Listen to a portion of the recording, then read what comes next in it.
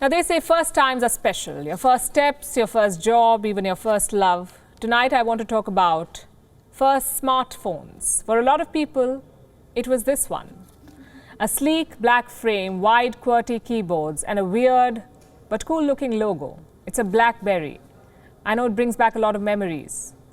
But how do you describe this device to young people? You could say it was the iPhone of the 2000s. Back then, you did not have a phone, you had a Blackberry. The US president had a Blackberry. Top CEOs had a Blackberry. Your neighbor probably had one too. It was literally everywhere. But today, we bid farewell to it. The Blackberry operating system will stop working today.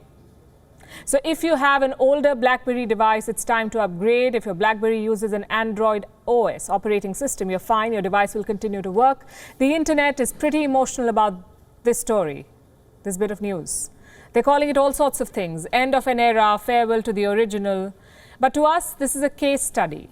The fall of a seemingly invincible giant. Blackberry ruled the 2000s. By 2009-10, they controlled 20% of the market share, selling 50 million phones every year. Blackberry was not just a device, it was a status symbol. It was a must-have for all working professionals. Then came the iPhone in 2007. Initially, nothing changed. Blackberry continued to dominate the smartphone market, but they made one key mistake. They failed to innovate.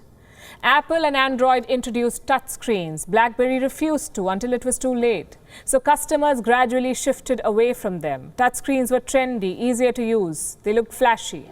Nobody wanted the clunky QWERTY keyboard. Why did Blackberry refuse to adapt? Why did they stick with QWERTY? Well, we don't know. But that decision proved fatal. In 2011, Blackberry's total sales was around $20 billion. By 2016, it was $2 billion. Last year, 893 million. Apple's journey has been the exact opposite. On Monday, Apple's valuation crossed $3 trillion, the first company in the world to do so, $3 trillion. What a way to start the new year. I'm not saying Apple is a perfect company. I'm saying they captured the pulse of the market. And that's what business is all about. That's what Blackberry failed to do. Most experts talk about three reasons why Blackberry failed. Number one, they ignored the touchscreen. They stuck with QWERTY keyboards. Number two, their obsession with their operating system. To run a Blackberry OS, you needed a Blackberry phone. And reason number three, their impractical designs, the flip phones, the slide phones. All of it sounds interesting, but people eventually wanted reliability, not swanky designs, beyond a point.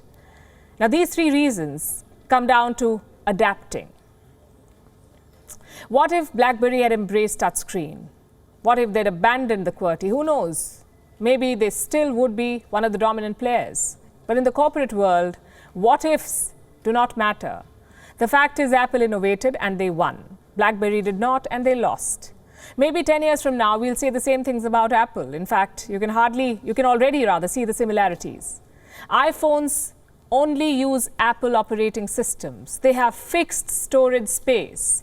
Their designs are becoming repetitive. How long before a new competitor emerges? I know it sounds improbable at this point, but stranger things have happened in business. Do you remember Skype?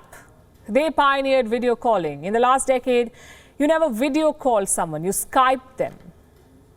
This application was built for the pandemic. It should have aced work from home, but it did not. Zoom was the big winner. Again, it's a question of innovating. Skype was troubled with reliability issues. Their calls dropped frequently. They kept changing their interface, but Zoom was more dependable. They focused on just one thing, offering clear and uninterrupted calls.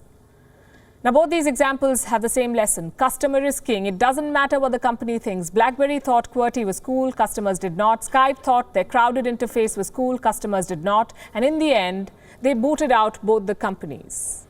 It tells you how powerful the customer is. We can make or break brands with our choices. All of you can. It's a lot of power. So remember to use it with caution and responsibility. As for Blackberry, thank you for all the memories, and more importantly, thank you for the lesson. In this world, you either adapt or you perish. WION is now available in your country. Download the app now and get all the news on the move.